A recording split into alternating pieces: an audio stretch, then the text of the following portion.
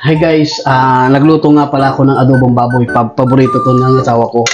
Ngayon, gagantihan pala natin siya.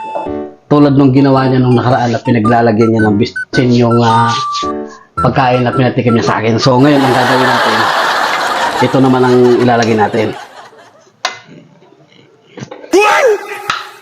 Asin. So ilalagay natin na maraming asin. Yan.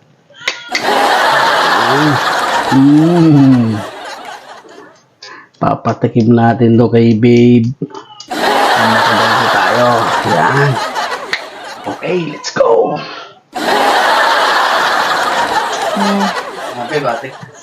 Tikman mo, pinagluto kita ng paborito mong adobo. Yan.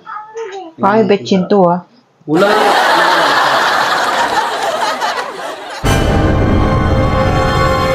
Ang alat!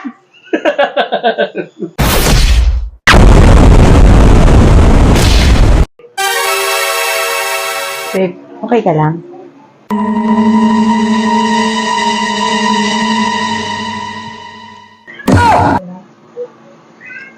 Oo, okay lang.